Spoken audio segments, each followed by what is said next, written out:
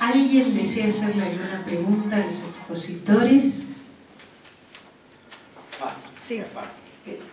Bueno, yo soy una persona que defiendo muchísimo la asociación civil de los clubes y hay una cosa que hoy en día empaña desde hace varios años la función social de los clubes, que es la violencia y los negocios espurios que hay en los clubes.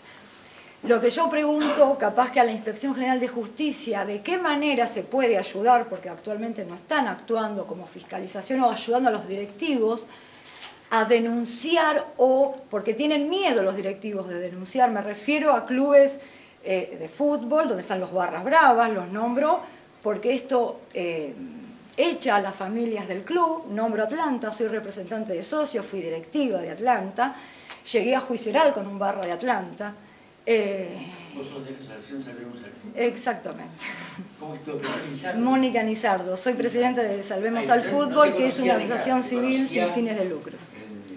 ¿Cómo definiste los datos? Lo nombro, no lo iba a nombrar porque, bueno, como no estaba Kors, digo, bueno, no vamos a hacer una cuestión interna de Atlanta, que desde Salvemos al Fútbol estamos...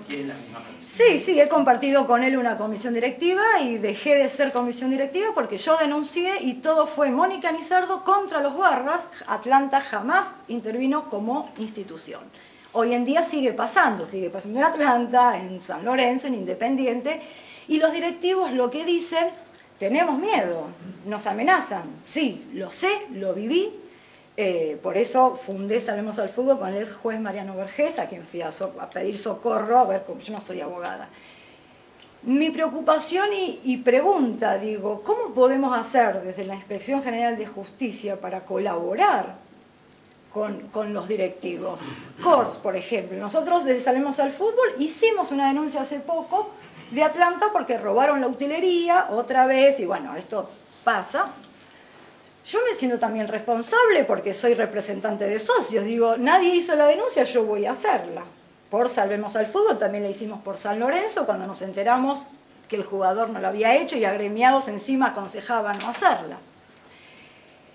¿Se podrá buscar? Yo no quiero ser muy extensa, pero digo, ¿de qué manera la Inspección General de Justicia fiscaliza eso? Cuando yo entré a la comisión directiva, leí, los directivos son responsables de los bienes de la institución. Yo estando presente, entró un barra con un martillo, rompió todo y dije, no, hasta acá llegué. Todo lo demás me enteré porque me contaron lo que hicieron. Esto fui y denuncié. Y así, bueno, fue todo el proceso. Y acá me quedo y quisiera, por eso vengo, una respuesta de la Inspección General de Justicia, porque la nombro siempre a veces, porque me parece que si los directivos o no tienen voluntad, o no saben cómo, o tienen miedo, el miedo existe, ¿cómo se los puede ayudar si ellos, como dicen que son víctimas, vamos a la AFA y no responde, porque dice que no tiene que ver con la violencia? Hice muchas presentaciones en la Inspección General de Justicia por diferentes temas, y de este puntualmente digo, bueno, se podrá buscar alguna manera, ya que si los clubes como entidades privadas no lo hacen, bueno, desde Estado-Gobierno veamos cómo intrometernos para ayudar, ¿no? Mira, la inspección, últimamente, en la inspección se ha creado un sector especializado en clubes de fútbol, no puntualmente por el tema de la violencia, porque, a ver, esto en principio te digo no es competencia nuestra, primera cuestión. Es decir, la inspección fiscaliza el funcionamiento institucional de los clubes. Que existan actos irregulares en el funcionamiento de una comisión directiva, de una asamblea de representantes, de una asamblea de socios, sí es competencia de la Inspección de Justicia. Ahora, el accionar delictivo no es competencia del organismo, por más que exista un sector especializado, que de cualquier manera para mí es absolutamente inocuo que se haya creado un sector específico, porque en definitiva no, o sea, tiene tres personas y no está haciendo nada diferente de lo que veníamos haciendo siempre, que es fundamentalmente actuar a instancia de parte. Actuar a instancia de parte. A ver, te doy un ejemplo. Y con cosas que sí tienen que ver con la competencia del organismo.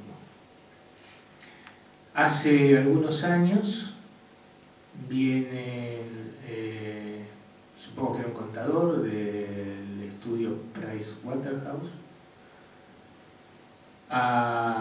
y hace una cita con quien estaba a cargo del organismo en ese momento, que era la doctora Cohen, o sea que hace ya algunos años, que me pide a mí que asista a la reunión, y esta persona venía a denunciar una cosa que era absolutamente escandalosa dentro de River, que era el acuerdo con el Lucarno de Suiza, donde el presidente de ese momento había hecho aprobar a libro cerrado a la comisión directiva ese acuerdo, diciéndole que tenía un pacto de confidencialidad, que no podía revelar de qué se trataba, pero que confiaran en él, que era bueno para River. Cuando se conoce de qué se trata, se ve que River hasta pagaba los impuestos del Lucarno en Suiza, ¿no? Entonces, fue un escándalo, y esta persona venía a advertirnos de esto. Entonces, lo que la inspectora general en ese momento le dice, bueno, ok, traigan la documentación que ustedes tienen y armamos una denuncia. Digo, en ese momento, la máxima autoridad del organismo y yo como jefe de departamento estábamos al tanto de que esto estaba sucediendo, pero no teníamos ningún elemento. Si no nos traía esta gente los elementos con que contaban, no podíamos armar una actuación, ¿no? De una reunión donde ni siquiera sabíamos en todo caso si este hombre iba a ratificar lo que nos dijo. Entonces, por eso digo, es fundamentalmente actuar en instancia de parte, porque nosotros no solo tenemos los clubes de fútbol, tenemos 8.000 instituciones activas a mediados del año pasado, considerando instituciones activas las que habían hecho algún movimiento dentro de los últimos 5 años, porque hay más o menos 25.000 con personería jurídica, muchas de las cuales de hecho están muertas, son personas jurídicas que no existen en los hechos. Pero activas con ese criterio hay 8.000. Había a mediados del año pasado. Entonces es un poco complicado, si bien uno aspiraría a tener una fiscalización de oficio más efectiva, es casi imposible con los recursos que hay que hacerlo. Pero además, porque además el achicamiento del Estado de los 90 no se ha revertido. O sea, nosotros teníamos 3 departamentos contables y quedó uno solo. Y los otros 2 están por venir todavía. Ahora, últimamente, se ha aprobado una nueva estructura que crea un departamento contable para las asociaciones civiles. Pero todavía no está instrumentado. O sea, presumo que el año que viene seguramente va a haber un departamento que haga como hacíamos en la década del 80, cuando yo ingreso en la Inspección de Justicia, que con relación a las asociaciones civiles y fundaciones se estudiaban todos los balances, porque había un departamento de balances especialmente para eso. Había un departamento de balances, un departamento contable general y un departamento contable especial.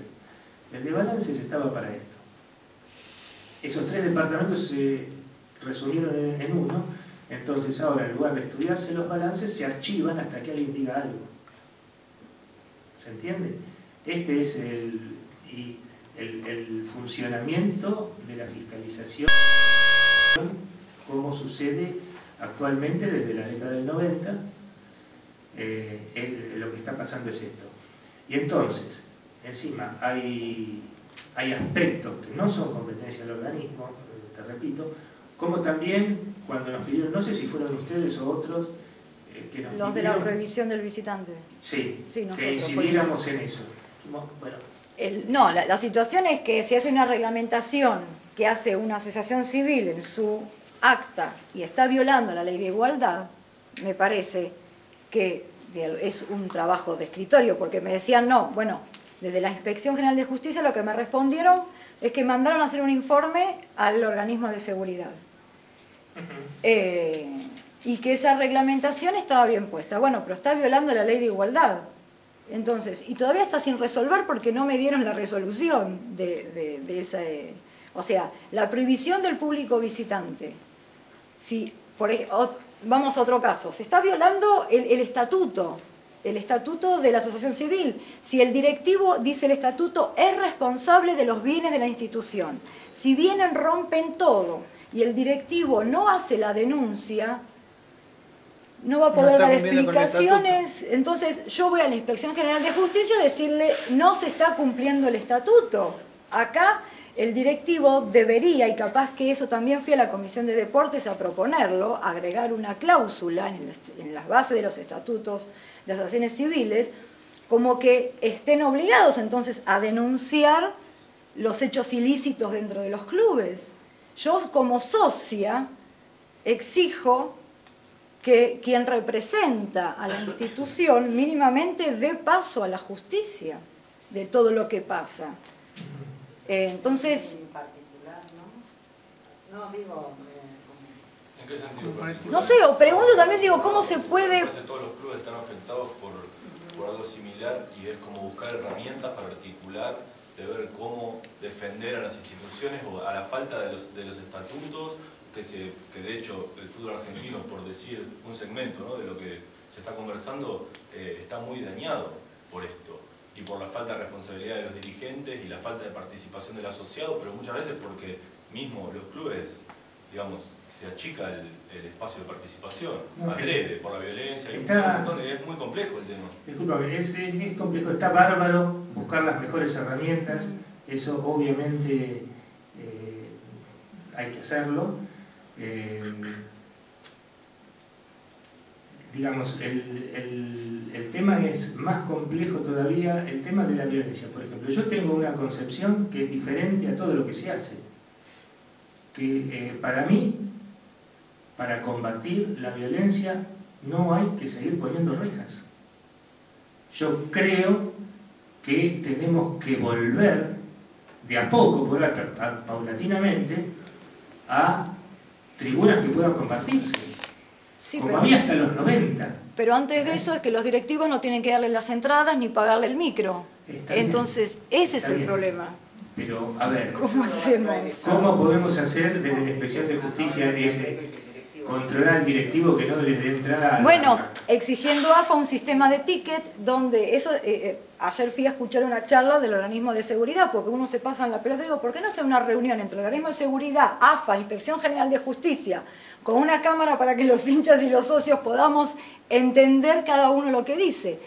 Porque con un sistema de ticket, exigiéndole AFA, que sean ellos los que impriman, que pongan el sello de lo cual es legítima la entrada, a la FIP, porque el gobierno está viendo pasar plata con la entrada con todo lo que no ingresa, porque siempre se pone menos entradas de lo que realmente se vende. Cualquier kiosco tiene una maquinita FIP, y si no viene la fecha de vencimiento cuando te cierran el negocio. En cambio, no, las entradas de fútbol no se venden con máquina FIP. Estas son situaciones, eso regularía mucho. Yo sé que los clubes están mal económicamente no es un tema y que a veces no los ayuda. Social difícil. ¿Cómo nacen las barras? Y la barra no es otra cosa que un grupo, primero, hay que diferenciar como diferenciamos el Automóvil Club de Yupanqui. Una cosa es la barra de Boca o de River y lo que sé yo, otras cosas son las barras de Bacano y vamos bajando también. Hoy son grupos urbanos. Hay un antropólogo, Garriga Zucal, que hizo, argentino, hizo con una beca del CONICET, no necesitó irse a Oslo, con una beca del CONICET hizo un estudio de la barra de Huracán, eligió, y editó el libro que se llama Haciendo Amigos a las Piñas. ¿Vos lo conocés? Sí. ¿Lo conocés? Bueno, ¿qué quiero decir? A mí me parece que el tema es básicamente un tema policial. Es un tema policial. La cuestión es la siguiente: se juntan 300, 400, porque es una banda urbana, como es para cualquier otra cosa, como hacemos un piquete por el aborto, contra el aborto, contra tal empresa. Pero alguien los está alimentando. No. Eso es ilegítimo. Si se los alimenta es ilegítimo. Lo que no es ilegítimo es que ese grupo entre a la cancha. Es imposible imaginar una cosa diferente. Un control que cobra 70, 80 pesos por ser control el día domingo, el día sábado, el día viernes que le toca. ¿Qué se va a enfrentar? ¿Los 300 tipos que vienen ahí? No se va a enfrentar por 80 pesos. ¿Eso que es un tema policial? ¿Va a salir el directivo a decir, acá no se entra sin entrada? Esto es un tema policial. Es un tema policial. Esto es básicamente policial. Vuelvo a repetir, la corrupción es cuando hay un negocio entre dirigencia y barra. Cuando hay un negocio entre un sector o porque se da una concesión contra cosa. No está el tema no está en que el traslado, como trasladan a la Plaza de Mayo a cualquier acto o la entrada. La entrada es un No, voy al costo que le cuesta al club todo eso. Sí, es un costo enorme. No, deja de ganar en cuanto que a la cancha local entrarían de cualquier manera. Vos no sé si has visto alguna vez cómo entran. Sí, yo sé, ahí tienen razón, el día del partido las obligaciones del Estado, la seguridad es indelegable, es del Estado. El problema es en la semana, pero eso lo pagan los clubes. Sí, pero lo que pasa es que sí. Por el tema de las barras en el Club Atlanta, hace 3 años que no se hacen reuniones de comisión directiva dentro del la barra para ver por dónde van a ir hasta el estadio y le ponen los motos. ¿Puedo hacer solo un comentario? Sí, perdón. Yo fui directivo de Independiente 23 años. De Independiente. 26 con algo que me fui a casa 3 años porque no cumplieron con la palabra. Bien, me tocó estar en la secretaría, ayúdame, por favor, Néstor, porque está en la calle Heliove, no me acuerdo cómo se llama. Y el jefe... Sí, ahora está el Ministerio de Seguridad. De Seguridad. Sí. ¿Cuál es su apellido? Tortorelli. Gracias. Sí, Eduardo Tortorelli. Y me tocó ir y estaba Miguel Ángel Toma, el gobierno de Menem. Era el secretario. Llegó a decirnos a nosotros, que no éramos los de Independiente, estábamos todos los presidentes o vice del club, que nos hiciéramos cargo de la entrada de la barra y de la... No de la entrada, sino del permiso de entrada. No. A mí me agarró un ataque, porque dije, yo no me voy a poner ahí en una puerta a que un tipo de estos, que son bandoleros, me peguen con 3 dedos y desapareció el padre de mis 3 hijos. Porque ese tipo es un anda armado, punto 1. O sea, está en otra cosa, es un negocio multimillonario el que tiene. O sea, no es un tema del dirigente de fútbol. Pero en la semana están en el club, ¿no? Sí, ¿quién lo saca? Yo no lo puedo sacar. Bueno, por eso el Estado, gobierno tiene que ayudar, claro, eso es. Y bueno, pero si yo te digo que muchos de aquellos, muchos de esos muchachos están en la legislatura de Buenos Aires, ayudando a algunos señores que trabajan ahí, o están, eso no lo digo, salen todos los diarios, no estoy haciendo ninguna evidencia. Están en los sindicatos, están en ciertos núcleos políticos también, porque hubo una vez que casi muere un jugador en Excursionista, que estuvo a la muerte, que nadie sabe por qué revivió, y bueno, y ese tipo agarraron a un policía, pero dijo, ¿cómo vos lo dejaste entrar? Sí, ¿cómo no lo voy a dejar si es el señor que está con el presidente del Senado? Ah, la miércoles. Entonces ahí levanto las manos y como en mi caso, me fui a casa. Sí. Con todo el amor que le puedo tener a mi club, porque digo, yo no me puedo matar. Por una cosa de esta. Abusando un poquito de la bondad de Néstor, ibas a informar, a contarnos recién cómo nacen las barras. Hay un antecedente histórico. Hay un nacimiento, la barra es a mediados de los 80. Más activo, el grupo que alienta. Si vos te vas a 50 años atrás, es el grupo que alienta, el grupo que lleva la bandera, el grupo que lleva un bombo. Esto es el nacimiento, más natural en una época que la violencia en la sociedad era menos. Hoy debe haber una muerte o 2 por día de temas pasionales, de familiares. es peligroso ser ex mujer de alguien, ¿no?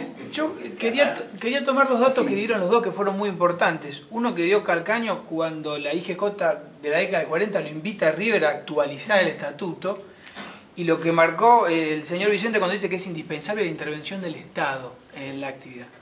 ¿Cómo, tomando esas dos opiniones de ustedes, cómo se puede hacer para modificar el estatuto de AFA, siendo que...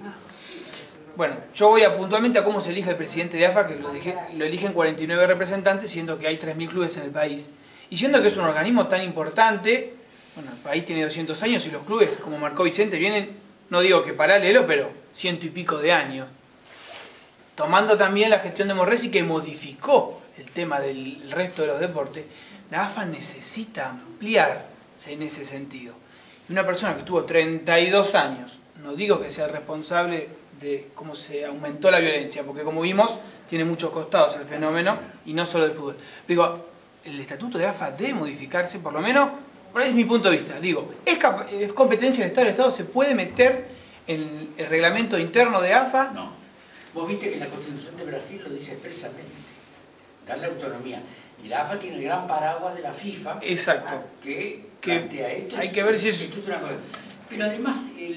Pero habría que bregar en ese sentido para que el Estado... El tema democrático sería que votaran todos los socios de los clubes. No pueden votar los 3.000 clubes porque no es lo mismo Boca que... No, eso es otro problema, que voten los socios de los clubes. Pero porque al presidente de la nación lo votamos todos los ciudadanos, no los intendentes y los gobernadores nada más. Esa sería una buena... Sí. Son temas difíciles. Perdón, la AFA en realidad sustancialmente es una federación. Sustancialmente es una federación. Con lo cual, el voto sí es de las entidades que la conforman. Ahora, como dice Néstor, no es lo mismo Boca que Yupanqui, tendría que haber una suerte de calificación de voto por la cantidad de socios. O sí, cosas por el estilo. O sea, sería una cosa bastante habría que compleja. Sería amplio de discutir el parámetro. Porque hoy vota, por ejemplo, Yupanqui o Riestra vota, y River no votó en la última elección. Y River es el club que más socios tiene en el país, 80.000. Te digo una cosa que antes la pensaba decir y se me pasó.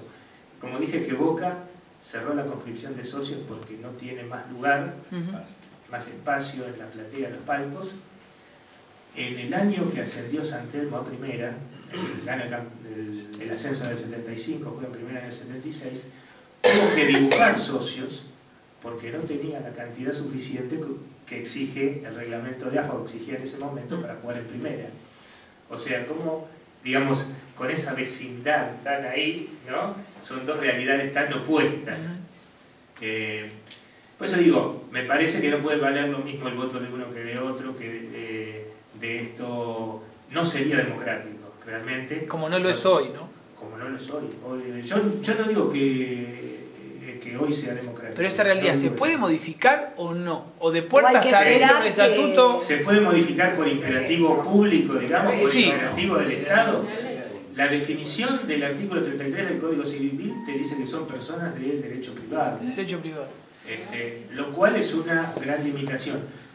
Yo, digamos, desde un punto de vista material, casi doctrinario, más bien que tiendo a no compartir esa definición tan tajante y categórica del Código Civil, pero es la ley. Y la igualdad de todos ante la ley, que lo marca la Constitución, ahí no se podría accionar, creo que es el artículo 16, no recuerdo. Bueno, se pueden intentar un montón de cosas. De hecho, en todos los ámbitos del derecho se están generando, en los últimos años fundamentalmente, nuevas doctrinas, nuevas interpretaciones y se han generado nuevas jurisprudencias. Esto es cuestión de estudiarlo, verlo y plantearlo. Yo no digo que no. Simplemente un dato más. Coronando todo esto, se necesita voluntad política. Y yo te digo, te lo puedo decir desde el lugar que soy funcionario de carrera y que he llegado a donde estoy con 34 años prácticamente de carrera administrativa.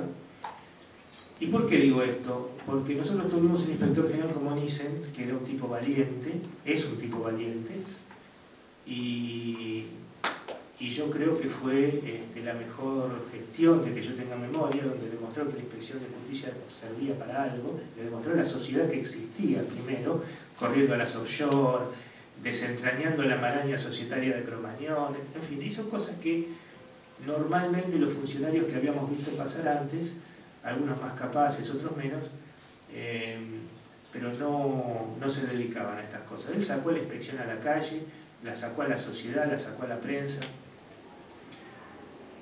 Y con Nissen, tres veces mandamos un expediente al ministerio pidiendo una intervención y no hubo caso que él o los ministros, no me acuerdo si hubo cambio, se decretara esa intervención. ¿Intervención de AFA? No, era la intervención de SADAIC. Ah, de SADAIC. Digo, no hubo funcionarios del ministerio con decisión política para intervenir SADAIC, pese a que nosotros, desde el punto de vista técnico, jurídico y el inspector general de justicia lo estaba pidiendo. Entonces, si no tenés la decisión política, en definitiva, ahí sí, no podés hacer nada. Una pregunta chiquitita. Con esto termino. Digamos, hay un antecedente. En el año 42-43 hubo un voto calificado en AFA. Esta es la historia por la cual Huracán siempre se dijo es el sexto grande. Porque en ese voto calificado tenían 2 votos los 5 grandes históricos más Huracán. Habían puesto una serie de condiciones hechas de antemano para que entraran estos 6, y entraron estos 6. Cuando llega el peronismo, bueno, llega un poco la irrupción de la igualdad, qué sé yo, parece una locura el voto calificado en la AFA, y lo queda sin efecto. También era una cuestión de Ducó, la fuerza de Ducó en ese momento, ¿no? Eso fue gracias a nosotros, fue a River y Boca. Racing Independiente, San Lorenzo, Huracán. Bueno, lamentablemente se plantean este desafío, ¿no? De que no sé, digamos, a todos nos gustaría terminar con la violencia en el fútbol, respetando la división de poderes.